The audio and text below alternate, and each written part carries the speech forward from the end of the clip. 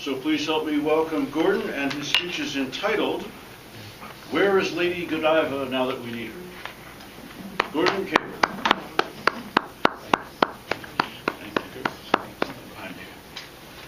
Mr. Toastmaster, fellow Toastmasters. The castle gates opened, and out came this horse.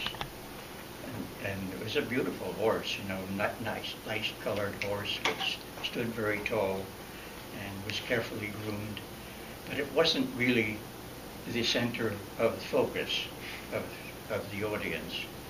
Rather, that title belonged to the driver of the horse, the rider on the horse. She was gorgeous. She was absolutely beautiful. She was perfect shape for a lovely young woman. Two beautiful legs depended gracefully from the saddle. She was neatly dressed in her very best birthday suit.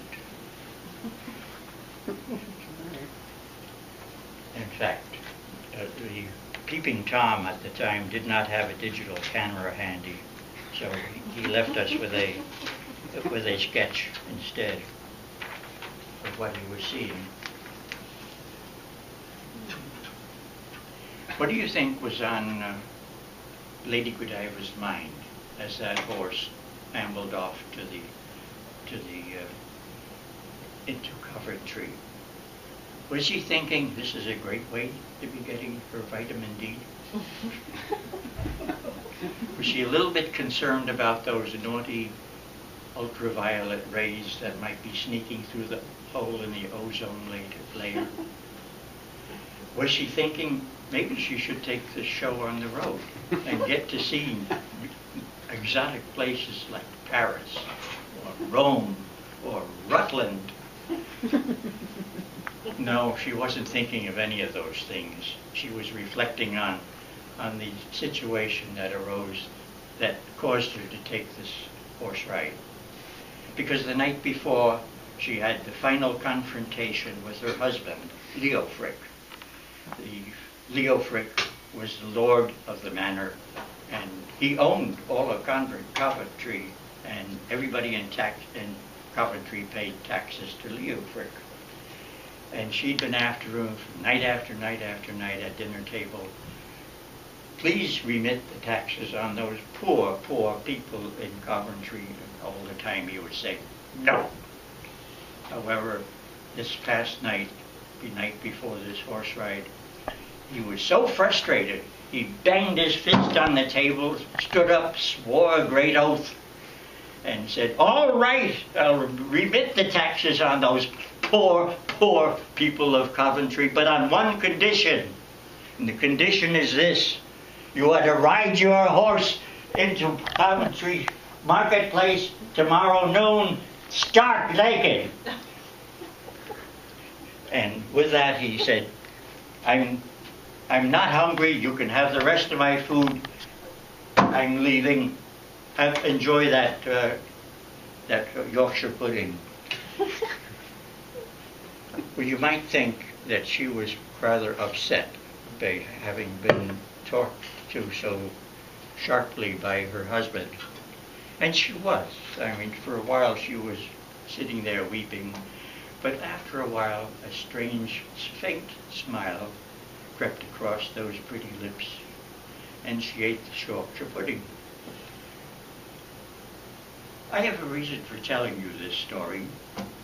And the story is this, that history is repeating itself. Our state and federal governments are the Leo Fricks today, the owners of all the properties collecting income tax, sales tax, rooms and meals tax, thumb tax, on and on and on. You can name anything and it will be taxed by either the state or federal governments. And it's reached a point where the poor, poor people around us, like you and me, are having trouble keeping up with the obligations to the governments. Isn't it time that there should be a bold action like Lady Godiva took in the 11th century? I've been watching the news on television, hoping to see Michelle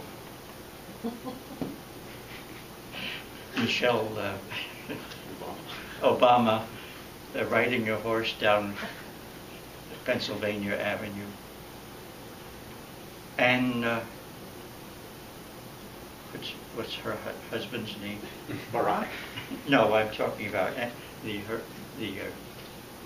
Republican Romney, Ann Romney.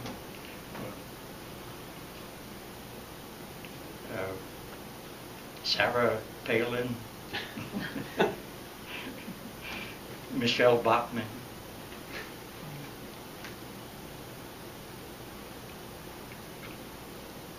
Clinton, you know her first name. Hillary. Hillary Clinton, yes. Isn't it time that we got to see some of this on television? But deep down, I can fantasize all of this all the time, but deep down I have to realize that nothing like that will ever happen. I guess I'm stuck. I just have to go home and pay that goddamn tax bill. Mr. Toastmaster.